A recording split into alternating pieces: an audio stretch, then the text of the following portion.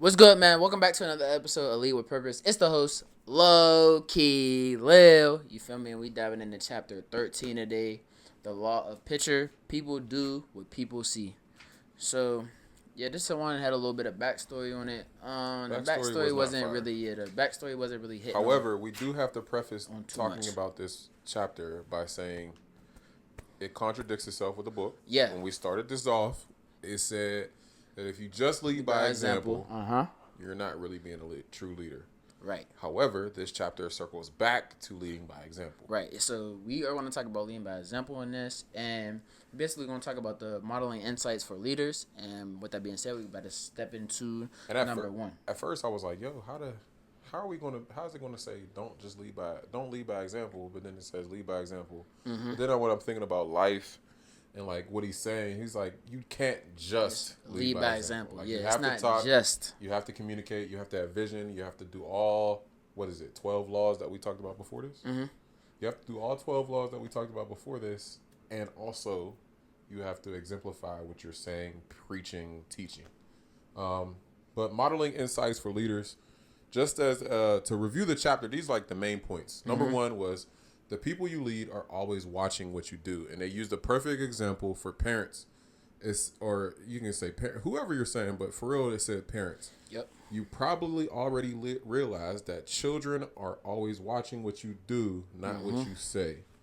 No matter like what you teach your children, what you say to them, how many times you try to beat over their head, nope, they're gonna do what you do. So I can't tell you how many times, even my son who is almost 2, there's been times I remember I was playing, when I play the game, if something goes bad, I'll say, bro, like I'll get mad. He's playing with one of his toys and the piece falls off and he's like, bro. I never taught him to say that in that situation. I never said, hey, if something goes wrong, say bro. Or like if something doesn't go your way, say bro. Say bro. I never said that, but he was always watching what I did. And that happened months ago when he was younger. Like it was bro was one of his first words that he said. So that's definitely, if you have kids, well, when you talk about leading by example, and like the apple don't fall far. So like if you want your kid to be a certain way, you have to do these things because they are watching you, and they are watching you, and they are listening to you. And even when you think that they're not watching and listening to you, they are. So like for you, like does that make you rethink or like do a double take on like how you choose to like live and what you say and how you say it? Because somebody's always watching you, or do you just be authentic yourself? No, because I always have that in the back of my mind. Okay. Like I've always had that in my. Even when I didn't have a kid, I like understood that people are watching. Yeah. They're watching what you do, say, and a little bit of it was becoming a teacher. Like I know, like a lot of my classrooms, they kind of follow they follow your vibe, not even your vibe. They follow how you live your life, like basically. So like. The type of teacher or the type of person you are comes out in the personality of your classroom. So right. like, if you're a more laid back person, your class is going to be more laid back. If you're a more energetic person, your homeroom class is going to be more energetic. It's just like kids are doing what they see and like they can feel you. So like I knew that I kind of had that inkling from like our like upbringing, and from teaching. But when I became a dad, it actually motivated me to be an even better version of myself because, like the picture, like the law of the picture says, like if I can change and make myself better, then if he gets like half of it, then I know like he'll be straight. He'll be straight, yeah. No, it doesn't. Well, like, do I think?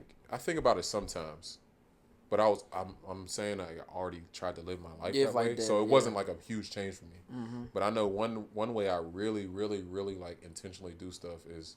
I make sure I show my wife affection around him, so that he knows what like love is supposed to look like. Right. Like, or like if we have, and one of the big things like when we were even talking about having kids is like arguing around him, because if we have a disagreement around him and we like come to a compromise or we argue, or we're mad at each other around him, he's gonna see how it's supposed to be resolved. Right.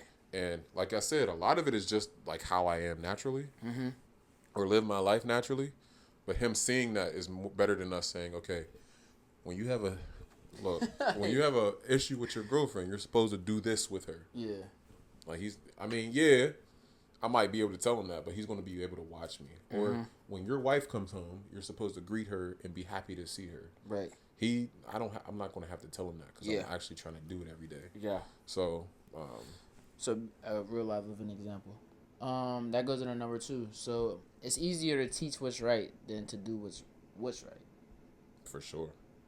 So do as I say, not as I do. Yeah, that's not valid. Do as I say, not as I do is not valid, because what you say and what you do should be hand in hand. Like we said before. Like I think we talked about this. The old heads, but this was a little while back. Like I don't feel like you should be saying something that you don't do, because it's like you're contradicting yourself. And like it says multiple times throughout this chapter, people do what people see. So if you're just saying it and like, don't do drugs, Lou. Yeah, don't do drugs. But I'm over here and you're over here You're talking to me. You're talking to me, telling me don't do drugs. I'm like, bro. If anybody's gonna tell me not to do drugs, it can't be you. Like, what you mean? Like, it can't be you. So it's like, or you tell the person like, and we're not saying like people that do drugs are bad. We're saying that's one of the main. Like, that's a prime example. Yeah. That is a prime example. You're drunk. Yeah, like you're drunk. Like, hey, Neff, listen, bro, don't do that. Don't drink. Don't hit this tequila. It's too fire. It's too. Look at your uncle. You don't want to do, like, bro. Go ahead. Like I'm going to try it. Yeah, because I see y'all doing it. And y'all are having fun. Y'all, and this is the way that y'all are. I'm watching you guys have fun. And every time y'all have fun, this is what y'all do. A better thing to do is to say, "Yo, moderation," or only, like, do this on special occasions, or make sure if you do drink. You know your level, so you're not crazy drunk and stuff like that. The better way is to don't just say like don't do this and on a whole other, and that is exactly what you're doing. I think one of the quotes was like, you should be a tour guide and not a travel agent. Yeah. Because a travel agent will just tell you about a place. Yeah, they never tell you been to do there. this, and this, never been there, and they'll send you over there. But a tour guide actually walks through it with you. So like they show you like, hey, I've been there. I've been through this path 4 or 5 different times. Like this I know how to navigate it. On the right, yep. You should see this on the left. Take a picture of that up there. So yeah, that was. I used to do that when we used to have our little drives in the car coming from practice. Y'all used to ask me for like advice and stuff, and I'd be like, "Listen, I can tell you how I got through that. Yeah, but you take what you take what you can, and then you can apply it to your life, like if it fits. But like I'm gonna show you what I did, and what I did might not work for you, bro. Right. So it is good that you at least have the example to see. You're right. And when it goes to like success and everything, we're thinking about it on a negative, but not even thinking about it on a negative, but on a more positive note, if you see it, then you're more inclined to be able to think that, okay, I can do it. I can do it. And this is why representation matters, like in schools and different fields. Like if you want to be a coach, it's good to see people that are coaches that did it this way. If you are a teacher, it's cool to see another teacher that's like, oh, he's not old and played out like all the other teachers I had, and he looks like me. Or I went to a dentist and this dude looks like me. I can do that. So like representation matters because it gives people the picture. It gives the vision of, okay, I can be that.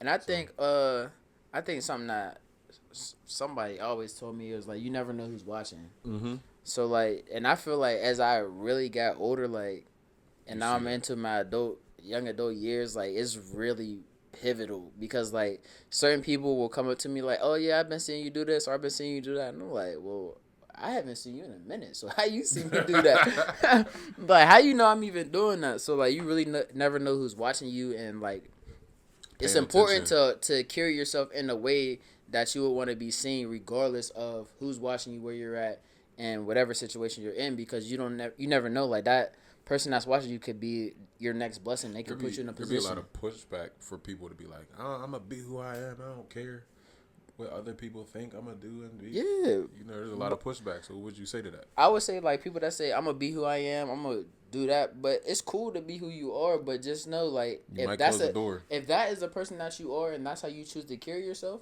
there might be opportunities that pass you up because that's how you choose to And be. there's opportunities that you didn't even know was Yeah, gonna happen. and if that's how you want to be, if that's how you want to approach it, then you're gonna have to be okay with living with the results of that too. So it's just like if you want to be on some, oh yeah, that's who I am. I'm not changing for nobody. Blah blah blah blah. But those be the people that you see that we just talked about, like resistant to change. Mm-hmm. And those are the people that get left behind. They still be doing stuff. They're not willing to sacrifice that part of themselves. Them be the same people that they was doing what they was doing in high school and middle school as adults. And you be like, bro, I'm not even they're doing not that. willing to sacrifice a part of themselves to say, hey, maybe I should change how I approach that situation. Yeah, or how I talk or how I communicate with people. Like, there's no need for you. Every situation doesn't require you to cuss or say the N word or, you know. Maybe like, I should go into this relationship with a better mindset or mentality or behavior.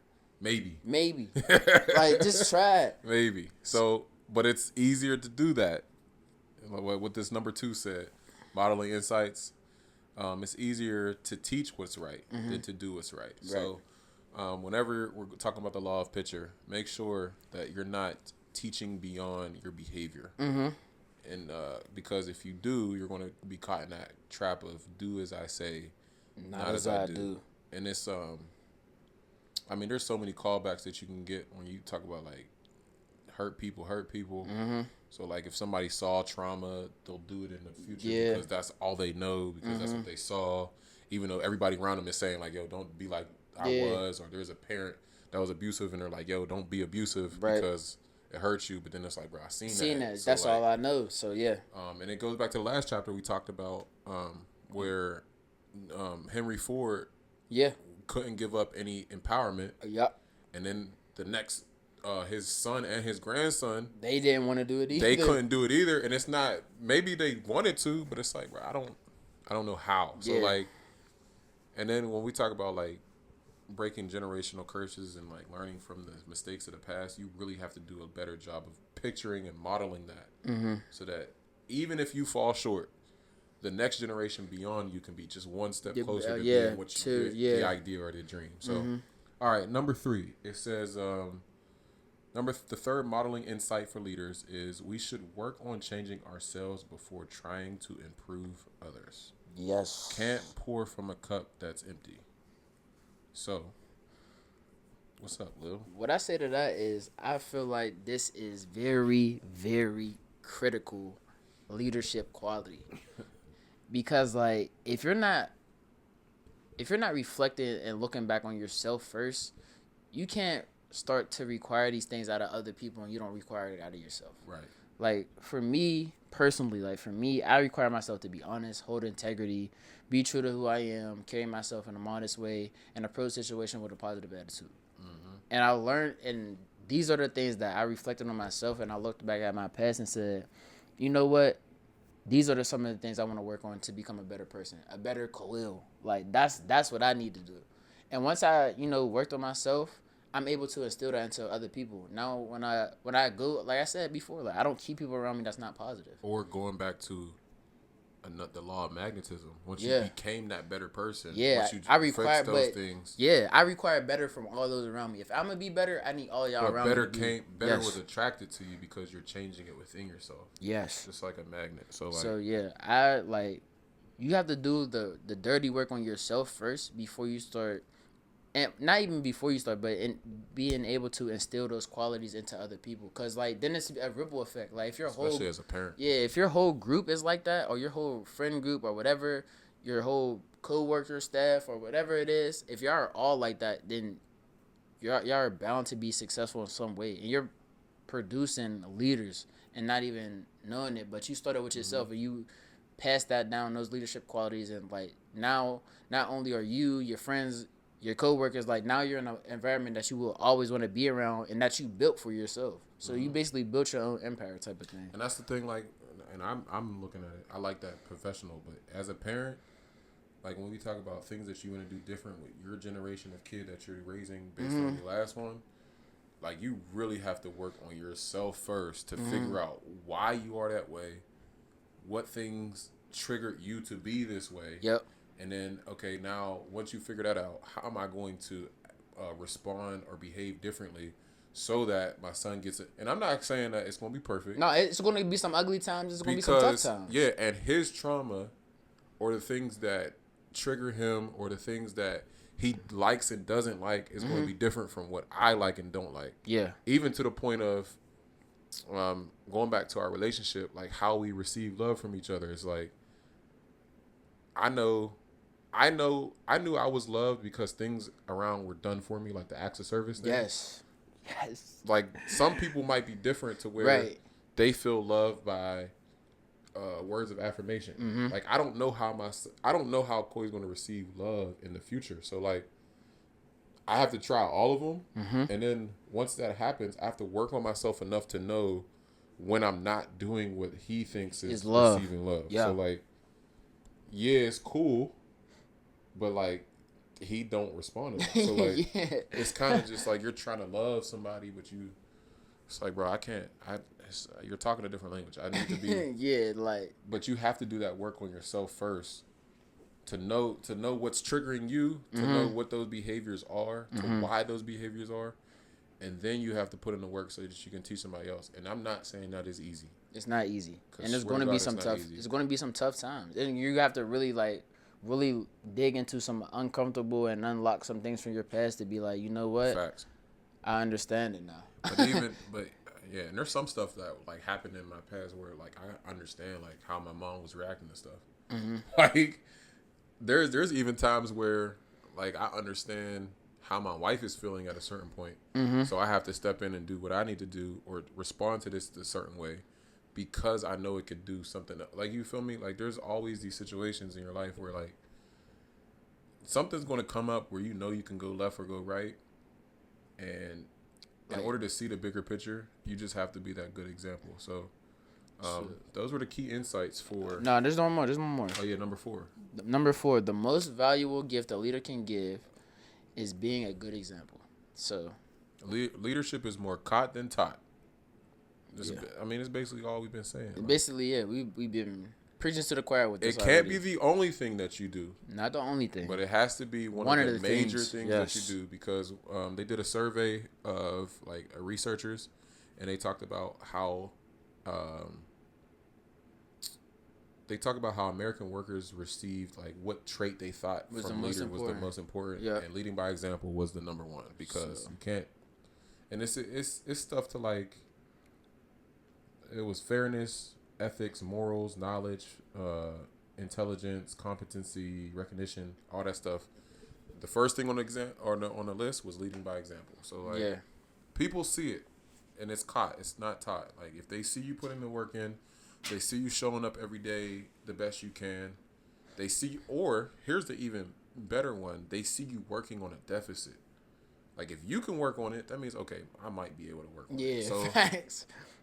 If you, I just the easiest one is like okay, if you're out of shape and I'm out of shape, if I see you putting in the effort to try to be back in shape, it's gonna make me okay. Because if I'm out of shape and you're out of shape and we're eating ice cream and I'm like, bro, you gotta get in shape. Like that's not gonna work. Facts, because he's gonna look at me with a bigger scoop like, you too, brother. You gotta get in shape yourself. But if we both put it down or we're like showing like we're trying to do this, even when people slip back into what their old habits are, and it's just a way you can hold people accountable when you do that. Like I can receive accountability better if I know that you're doing it and you're being disciplined on yourself. Yeah, like, facts. So if I know you're doing something, when you check me about it, I shouldn't respond. I can't say nothing because I see you him right doing because you did it. Yeah. So like, if say me and my coworker are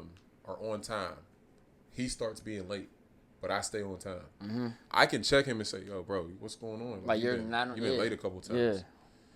But if I started slipping with him. Whenever I go to check him, he's like, bro, you coming the same thing. You come in the same time I come in. How you going to judge me? You know why? That's because y'all both watching each other. Y'all both watching each other walk in late. Yeah, but like, what's even crazier about that is it goes to like, there's like a lot of conversation around the church and everything, and how the church has judgment over people because even though you're telling me not to do something, you're doing something even worse. And just because you go to church doesn't mean that you're living a perfect life. But that turns a lot of people off from church because of the judgment of I'm righteous, I'm right, and I'm doing. You're not supposed to do what you're doing, or they judge like sins. Like, oh, I'm doing something that's like this low level sin, but you're doing something up here, so I'm gonna check you on that stuff up here, but I'm not gonna deal with my garbage down here. So it's it's a conversation that goes like hand in hand with like a lot of things in life. If you want to be a person, or you want people around you to be that person, you have to set the example and model it for yourself. Work on yourself. Try to communicate better, and then start to instill that into the ones that you care about. That's it. So with that being said, need to do any questions? Yeah, I mean we could do one. We could do one. We're gonna do one question. What is an example from your own experience of how leaders' actions have influenced you more than his or her words? I'm trying to think of a good one. I got one. Go ahead. I got one. Off the rip, I just think of like my dad, number one. My dad and grandma. I think those are two people that influence me based off their actions and not their words. Like, on the simple fact of like treat people how you want to be treated, and also just showing me like my dad showed me how to shape myself into a man. Like going from being a child to a teenager to a young adult to an adult. Like I feel like throughout them steps he guided me in those ways, and he showed me how to do so by how the way he lived. And I'm not saying he lived a perfect life either. Like he showed me that by those mistakes that he made and taught me from his mistakes as well, not just only his victories. Also put the effort in to be better. Yeah, to be better too. Like there's certain things like I know for a fact there's certain things that my dad did that he wouldn't do strictly around me. Yeah. Or he wouldn't let me see. Or one of them would be like, yeah, Lil, go upstairs. Or yeah, Lil, go to the car. Like, you feel me? So whatever it was he was doing that he didn't think or he knew that wasn't right for me to see, he wouldn't allow me to see that. That's for sure. Or we would be somewhere and people would be smoking and he'd be, yeah, Lil, go outside. Or go, we about to leave in a second. Like one of them. And I might have to sit in the car for 10 minutes and I'd be sick. Like, why am I in the car for 100 years? But then it's ultimately just him protecting me from things that he didn't want me to see or environments that he didn't want me to be around. Right. And he also taught me how to, navigate those and have the, what was we talking about? The, what was it? No. What was it? Intuition of like when it's time to go. Like it's not all you don't always have to be there when everything else is going down. Like just teaching me like little things like that. And then on the other side, I feel like grandma just taught me how to like actually care for people. Like for sure. Like grandma didn't care what race, nationality, none of that. She seen you as a person, and she taught us how to respect people for who they were, without being taken advantage of. Without being taken advantage of, like grandma was crazy at the same time. She was definitely crazy, but one of the main things that I'll always remember about her is how she cared for people. Yeah, like and especially how she cared for us. Even and I'm not saying like she was also jolly all the time too. Like we definitely got in trouble. Crazy whooping. Yeah, all that. But even after that, she showed how to care for us after that. Like to correct the mistake and still show love in her correction as well. So like those are just some of the things I take with me, and I feel like I could have a little bit of empathy towards some other people because of like you didn't have that. Yeah, like so I feel like because I like that stuff was instilled in me, and they didn't just say it, but they showed me it. Right. That's huge. Because grandma used to... what's crazy is I was driving up her street the other day. Because I had, like, cut through. And I came past her street. And I was thinking about all the people that used to be... out like, there. through the house because of, like, her helping them out. Because one of her old employees used to live on Laketon. Yep. So, I was riding up Laketon. I was like, I wonder what happened to... I ain't going to release her name. But I wonder what happened to so-and-so. Because, like, how she been, like, how she living and everything. Because I know she was one of the people that grandma was helping out and was down for a little bit. And I was just like grandma really like gave her a job and had her help out. And, like just giving people opportunities. Think about how many people she like used to help at the church and used to do all this other stuff for her. So like when I think about that was one of the reasons I became a teacher too. Like so that like you can give, like it gives you an opportunity to give back to people because you're around so many people. And I want my son to be able to see, like, I'm not like, if somebody needs help, like, bro, we can help people out. Or it might not be money, it might just be whatever it is, or a ride, or just interacting with people, showing how you could care for somebody even though they're not in the best of situations or they're treating you the right way. You can still care and have conversations with people, like, not taking any crap, because I remember a couple of times where grandma had to get down and fight. but she was still, at the end of the day, like, her spirit was pure. Like, her spirit was pure. So no, that's a good example. How much of your time is spent on personal growth was the last time? I do this all the time, though. I ain't gonna lie. How much of your time is spent on personal growth compared to the time you spend on investing in your team members?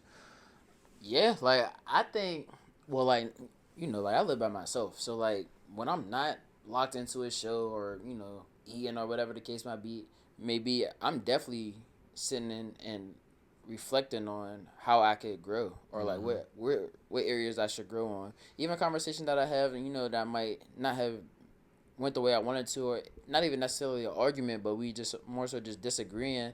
And I just think about me, how did I handle that situation? Like, did I handle it right? Could I have done anything better? But I feel like it's important to do those type of things, so when another disagreement or anything comes up, you're not off the rails. You're able to control your emotions and, like, communicate with somebody and talk to them without, you know, knocking them down, beating them down. And then the way they respond to you, it's a different type of response, because, like, they can see, like, okay, you're actually willing. I'm able to have a conversation with you. You're approaching this in a different way that I'm not. That I'm not used to. So, I mean, it's a lot of times for that. I spend a lot of time on myself too, and that's why I like the mornings and the real late at night. Definitely late at night. Because now that I got a family, I don't like when I lived out by myself in college and stuff. Whew, I used to be in there grinding. Reading, studying, going push-ups and sit-ups. But I still kind of do that. But since I got a family, like, I have to give them. I gotta give them my time too. But when I get alone, those are my favorite, because, you know, it's crazy is a lot of people don't like to be alone. Like, I love being by myself. Like, I love it, because then I can really do the work. Because if I know that in those alone times when I do the work, I know whenever I get back in front of people. It's cool. Family, class, team, coaches, player, whatever I get back in front of, it's gonna show. Yeah. So I love that independent time to work. I think I do have to do better at investing in team members. Yeah. I believe if I invest in myself, it's helping them out. Yeah. Because I'm being a better version of myself. Right. My class, my team, the coaches, the players, my wife, my kid, they all deserve the best version, and they need the best version of me. So whenever those times where I'm alone, if I'm not working on myself, like I said at the beginning, you can't pour from a cup that's empty. So Facts. You have to fill your own personal cup up, whether that be reflection, studying, I don't know. It's anything. Just work on yourself. So yeah, man, that is chapter 13. The law of pitcher. Next chapter is chapter 14, the law of buy-in. Let's see how we feel. There's be some chapters where I'd be like, and the law of buy-in. And dude's a good author though. He ties it in well with his stories and everything. But there'll be a couple of these chapters I'd be like, Yeah, so the next two to look forward to is the law of buy-in and the law of victory. So yeah, we're gonna tap into those next two chapters. The law of Big Mo. So yeah, we gonna tap into them chapters, man. Stay tuned. We coming to the end of this book. So yeah, man. We'll see y'all soon.